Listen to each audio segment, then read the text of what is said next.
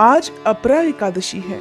अपरा एकादशी का व्रत रखने से सभी पाप, कष्ट और दुख दूर हो जाते हैं। जो लोग अपरा एकादशी का व्रत रखते हैं और भगवान विष्णु की पूजा करते हैं, उन्हें आज के दिन अपरा एकादशी की व्रत कथा भी अवश्य ही सुननी या पढ़नी चाहिए। इस व्रत कथा को सच्चे मन से सुनने मात्र से ही सभी पाप मिट जाते हैं। अपरा एकादशी को अचला एकादशी के नाम से भी जाना जाता है और इस दिन व्रत रखने से प्रेत योनि से मुक्ति मिल जाती है और अंत में मोक्ष की प्राप्ति होती है। ये एकादशी व्रत अपार धन और यश भी प्रदान करता है। आज के दिन एकादशी व्रत की कथा सुनने के साथ ही 11 माता अर्थात एकादशी माता की पूजा करके एकादशी माता की आरती भी करनी चाहिए। तो आज आपको सुनाते हैं अपरा एकादशी की कथा और आरती। सबसे पहले आप सभी को अपरा एकादशी की हार्दिक शुभकामनाएं।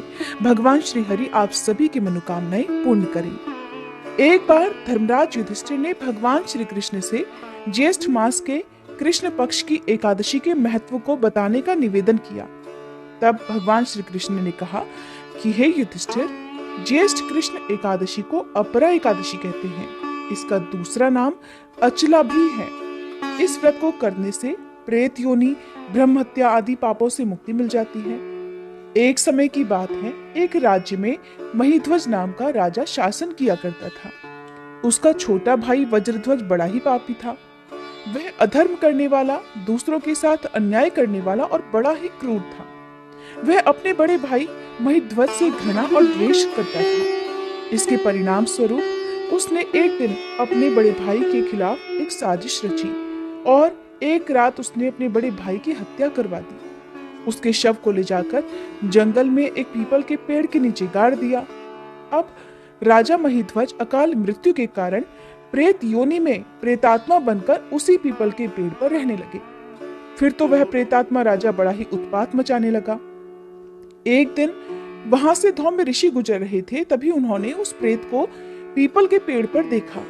उन्होंने तपोबल से उस प्रेत राजा के बारे में सब कुछ पता कर लिया। तब उन्होंने प्रसन्न होकर प्रेतात्मा को पेड़ से नीचे उतारा और परलोक विद्या के बारे में ज्ञान दिया। धौम्य ऋषि ने उस प्रेतात्मा राजा को प्रेत योनि से मुक्ति दिलाने के लिए फिर स्वयं ही अपरा एकादशी का व्रत रखा।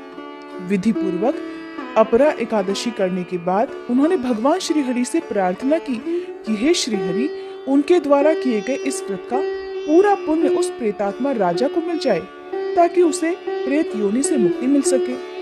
भगवान विष्णु की कृपा से उस राजा को अपरा एकादशी व्रत का पुण्य मिल गया, जिससे वह प्रेत योनि से मुक्त हो गए। तब राजा ने दिव्य शरीर धारण किया और ऋषि को प्रणाम करते हुए धन्यवाद दिया।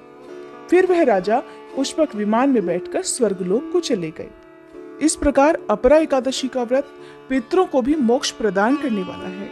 यदि आप चाहते हैं कि आपके पितर संतुष्ट रहें, सदा आप पर प्रसन्न रहें, तो आज के दिन व्रत रखकर आप अपने द्वारा रखे गए व्रत का सारा पुण्य अपने पितरों को भी प्रदान कर सकते हैं। ऐसा होने पर न केवल पितरों को प्रेत योनि से मुक्ति मिलती है, बल्कि उन्हें अंत में वैकुंठ लोक की भी प्राप्ति हो जाती है और ऐसे पितर प्रसन्न होकर सदा अपने परिवारजनों पर भरपूर आशीर्वाद बनाए रखते हैं।